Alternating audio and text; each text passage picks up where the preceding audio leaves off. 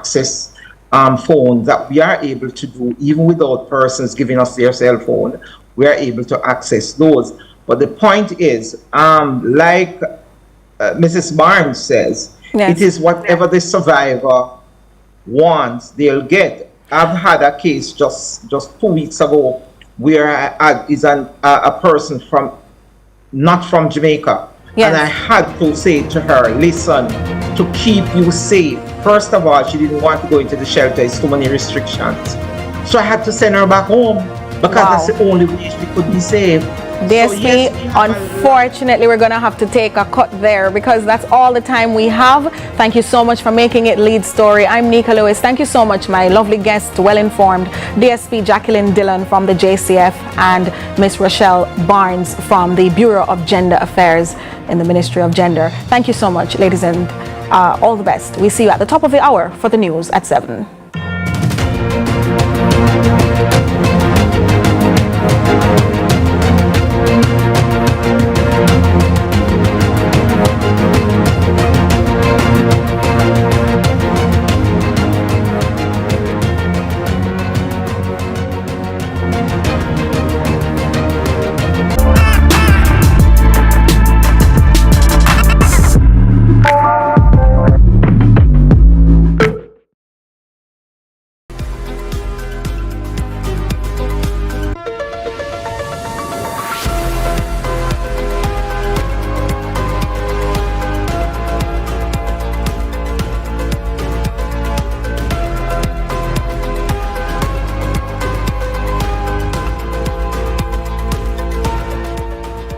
Welcome to CVM News at noon. I'm TK Dawkins. Thanks so much for joining us.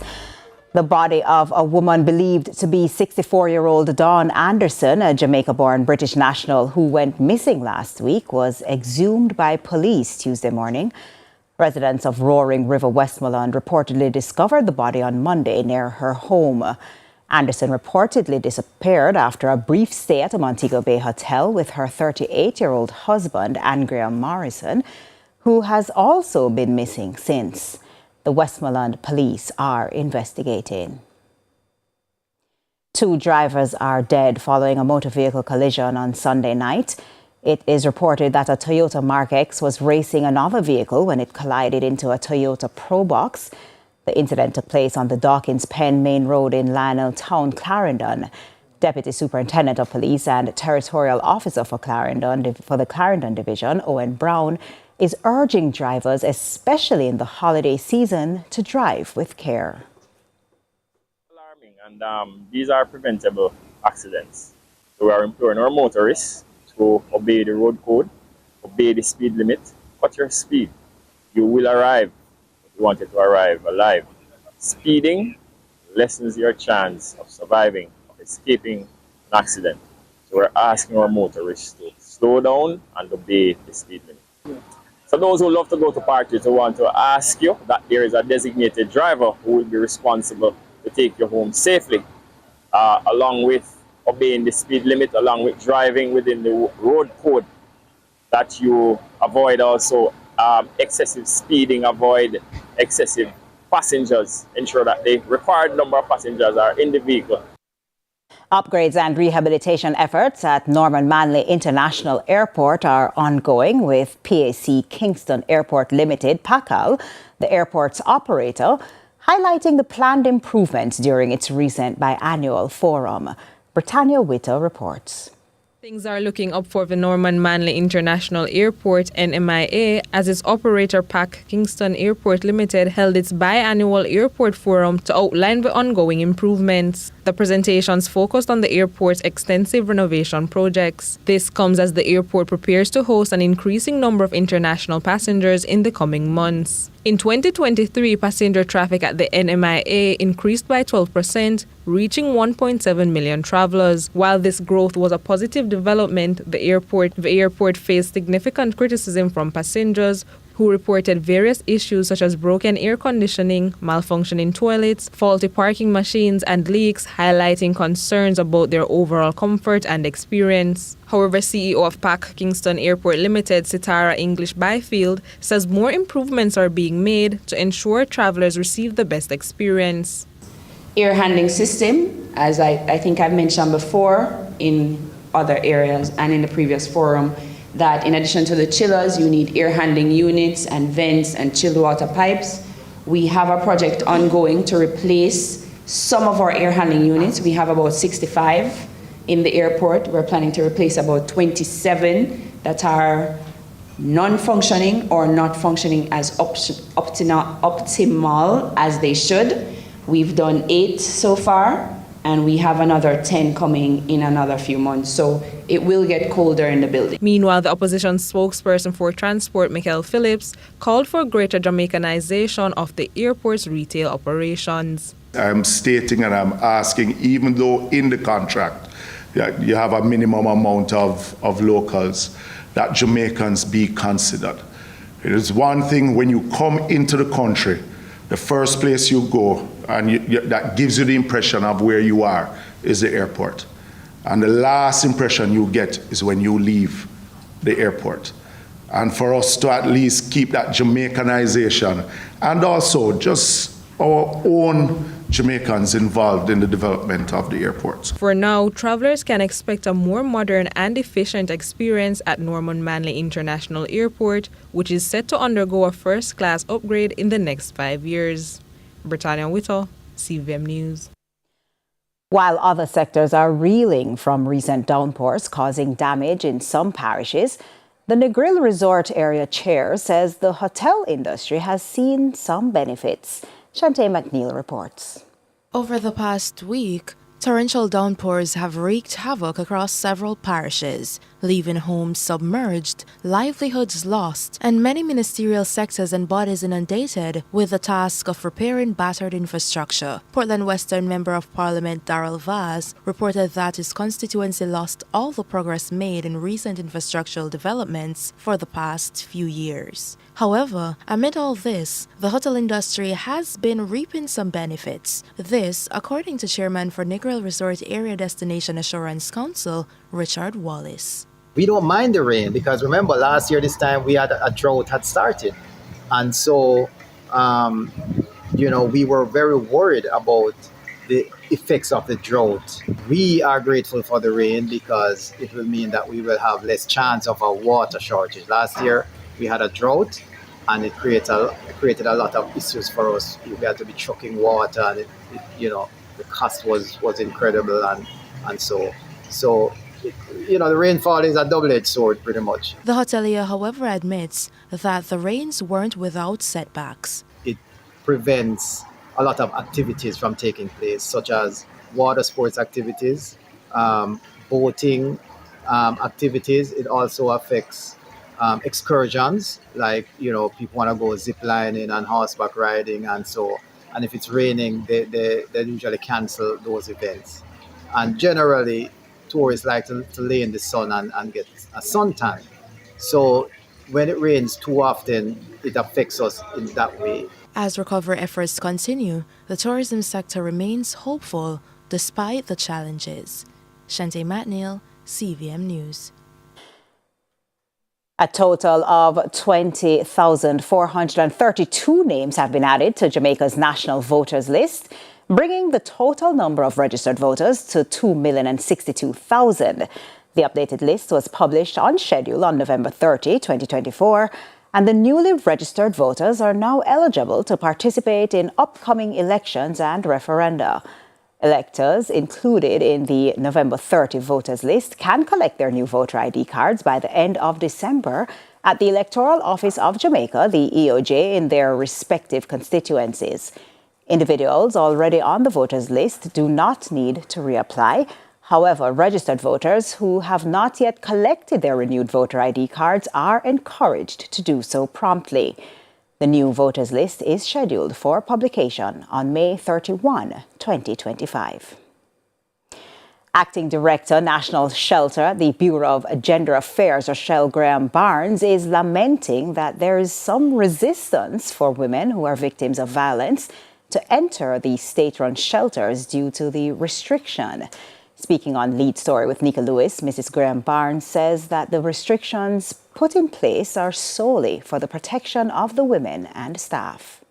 in any given year, we might have, say, 5,000 persons calling our helpline. Of that 5,000, you might find, say, 200 of those persons who actually fit, based on their situation, are fitting the criteria to enter our shelters. However, at the end of the day, it might only be 2 or 3 who take up the offer for a placement in our shelters, because when we outline that you have to, your phone usage, internet usage, you can't disclose all of those restrictions, they don't want to be a part of the shelter program. And because we're guided by the survivor-centered approach, we have to. As the holiday season approaches, the Jamaica Fire Brigade is urging citizens to prioritize safety while celebrating. Speaking on Sunrise, firefighters warn that the risk of home fires increase significantly during this time. For example, your electrical circuit has a particular rating, and the breakers carry like 10 amp, 15 amp, or 20 amp. So normally your plugs might carry a 10 or 15 amp breaker, and when you plug a microwave and a refrigerator into it and you put an extension under, you're overloading the circuit. So you should try to avoid overloading it. That is why you have so many different outlets inside your kitchen or inside your living hall, so that you can just plug just two things in there. So this period involves a lot of celebration, right? And that celebration includes decoration. Typically we see a lot of trees going up and we put the pretty lights on the trees. But one thing persons normally do is that they recycle the lights. The lights that you've been using for many years, they still use them now, and oftentimes we don't check them as thoroughly as we're supposed to. So that is one of the issues that could be a problem in terms of starting fires. Also, we do a lot more cooking. Everybody from country coming over, or people from town go country. And so a lot more cooking is done. And cooking in and of itself has its dangers. So if we're not careful, then that is also a problem in terms of not being guided by safety practices. Stay with us, more CVM News at noon in a moment.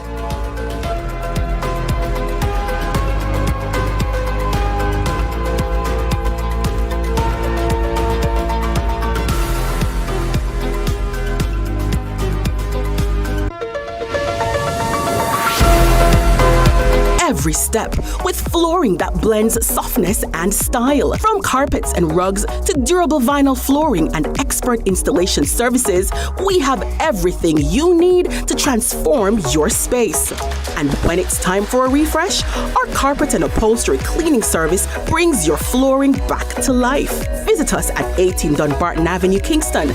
The Carpet Store, because you deserve the best. I only have Hanes. Make yourself comfortable in authentic Hanes underwear. Nothing beats the never out of style ultra soft 100% premium cotton Hanes underwear. Hanes Comfort Fit V, crew neck and A shirts, absorbent Hanes socks, Comfort Flex Hanes boxer briefs for men, and stylish itch-free Hanes underwear for women and kids. Make yourself comfortable this holiday season, inside, out, and underneath with Hanes underwear for that cool all-day comfort everyone deserves. I only have Hanes for you. Hey you know all the people in your business? You should take advantage of CVM TV's unbeatable small business advertising package. Trust me. And get your goods and services in front of your customers today. For $150,000, you get a high-quality professional commercial, plus 20 prime-time commercial spots. That's massive exposure at a fraction of the cost. Including on the #1 morning show in Jamaica, Sunrise. So don't wait. Call us on 658-208-5377 and see your business goals happen right here on CVM Television.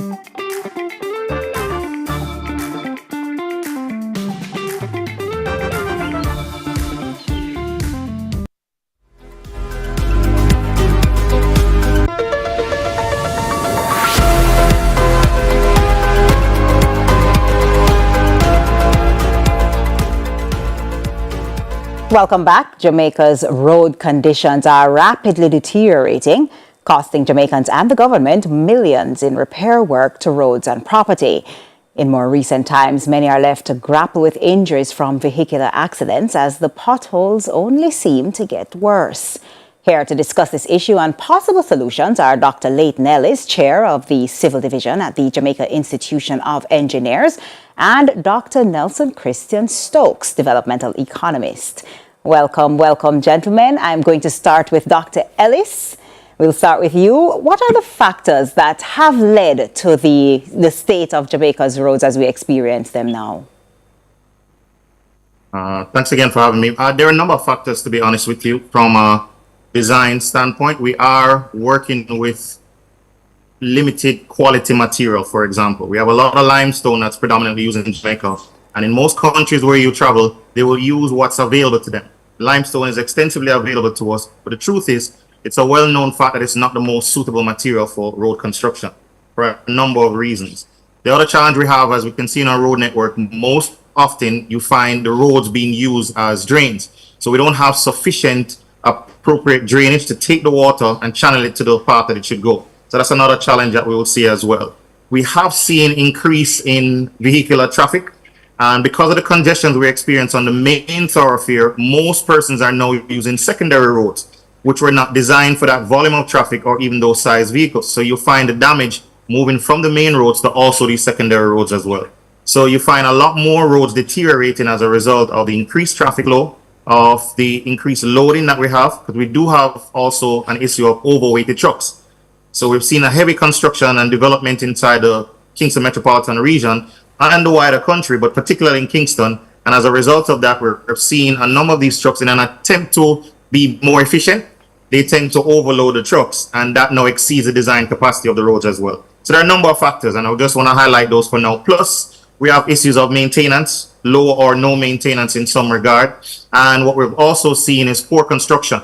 Where the road may require, for example, a 2-inch thick asphalt, we have seen cases where you found half or to 1 inch, which in essence is less than what was designed for. And so those are some of the factors that I would just want to highlight at this point.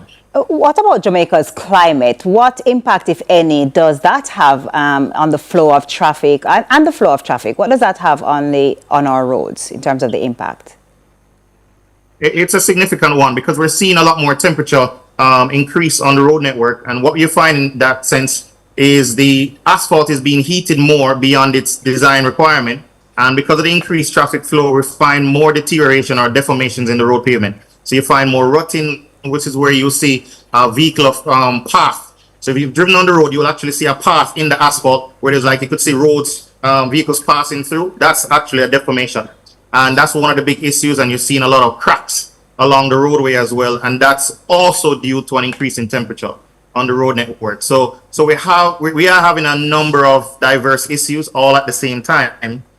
Some we can control entirely and some, again, outside of our control. But it may require redesign. It may require for us to get back to the labs in terms of more analysis, more design, changes in the criteria and how we build and how we design as well as the world around us changes. Thank you so much. I'm going to go now to Dr. Stokes and ask, are there any alternative materials that can be used in the construction of our roads? Well, let me tell two stories, and I'm an economist, not a road engineer. But having said that, there have been strong arguments advanced in Jamaica, and we have seen it in Latin America for the use of concrete. All right, and I'd be interested to hear what the pushback on that is. But there's that view. The other thing that occurs to me all the time as a little boy growing up in Galena, St. Mary, every couple of miles on the road there'd be go down a manual road, go broke Crockstone. You guys are young and you not know what I'm talking about. There is such a folk song where you'd sit down and break stones, right, to make roads, and at risk of looking back through rose-tinted glasses, they seem to have lasted longer. Now, there are many factors that could go into that. But I'd certainly like to, or other guests to hear his view on that. But I think need to be considered seriously. And it frankly it's a major threat to the government's economic development program. Dr. Ellis, let me throw to you and ask you, what would you say in terms of utilizing concrete and, other materials, as was mentioned?